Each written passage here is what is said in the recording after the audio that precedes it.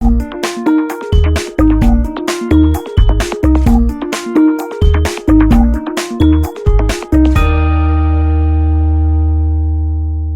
to Frequency Matters, the RF and Microwave Update Series. I'm Pat Hindle. I'm here with my co-host Gary LaRude. In this episode, we're going to take a look at our September Military Microwave Supplement, which goes out with the normal issue. Right. The lead story is very interesting, written by Mercury Systems about an agile IF architecture, and it enables flexible electronic warfare and electronic intelligence systems. Normally, these broadband systems are limited by the bandwidth and by the resolution, but having an agile IF allows them to meet different scenarios, thus reducing the cost for systems. So a very interesting approach. Definitely. What did we have for technical features? Well, we have a full issue, 4 other features this month. We start with what you might call a case study from Nano Dimension. They talk about trying 3D printing for an antenna and an amplifier board. This is a collaborative effort they did with Harris to try to demonstrate that 3D printing can meet the requirements of aerospace and particularly space applications. And so they did kind of an A-B comparison of these boards with conventionally manufactured boards. So it's an interesting It's amazing article. technology. It really is.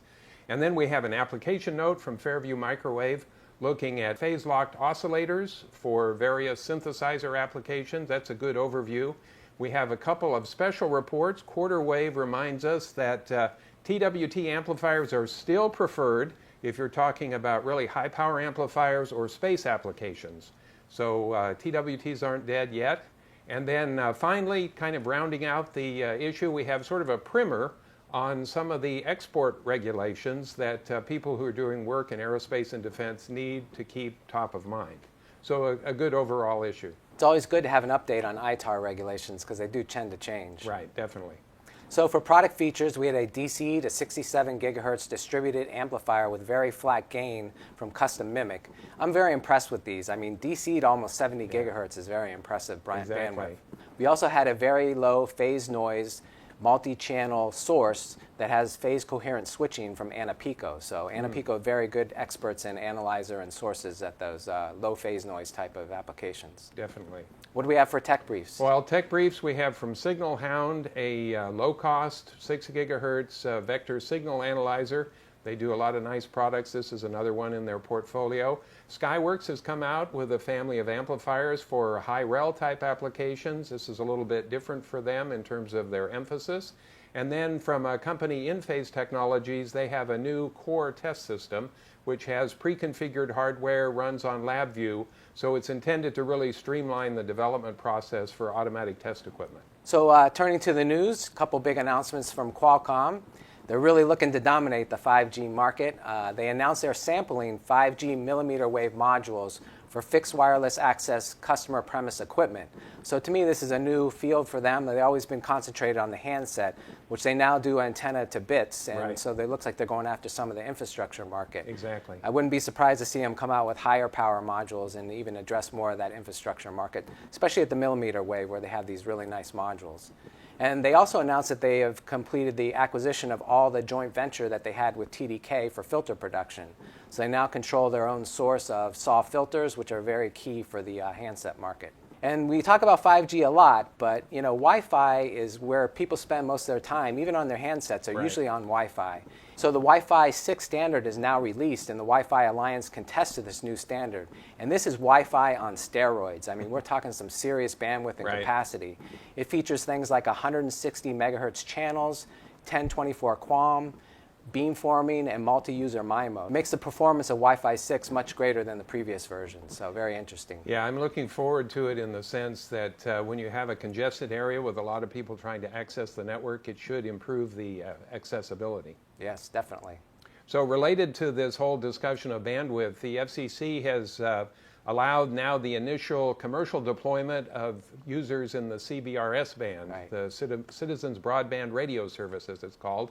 And they've allocated 5 sort of spectrum administrators. These are folks that can allocate the frequency spectrum to a user for use. They kind of monitor to make sure there's no interference. This is the shared part of the band where the U.S. military for the 3.5 gigahertz radar applications has the priority.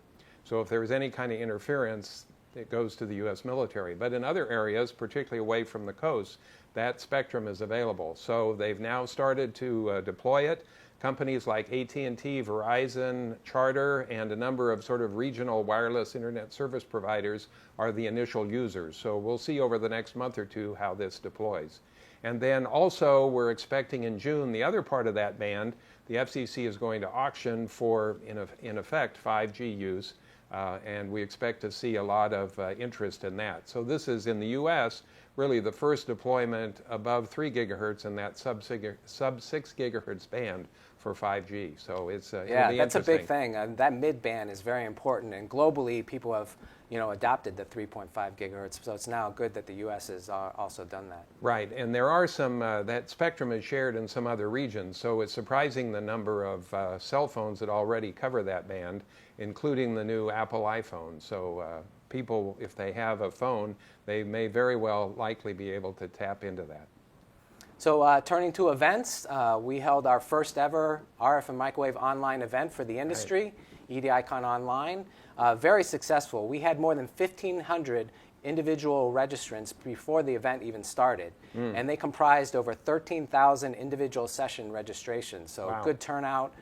Some of the sessions had 500-600 people register. So now comes the good part. It's on demand. Right. So all these sessions are available at any time for the next 6 months, and they're free to our users to watch at any time, thanks to our sponsors. They're also available for continuing education credits with the IEEE. So a lot that you can get out of these on-demand viewings. Yeah, I thought at least the ones that I moderated were very interesting and had good turnout generally. So the next show, as you well know, we're getting ready for European Microwave, and we hope a number of our viewers will see us there. We'll get to chat and catch up. As you've noted, our online show daily website is available, so you can keep up to date on any late breaking news and releases that companies have about new products. We're also involved, as we have been, in the Defense, Security, and Space Forum. That happens on Wednesday, and we again have Strategy Analytics doing the Lunch and Learn. This year it'll be Eric Hyam, we know, who will cover that. It's a good market overview of the aerospace and defense market.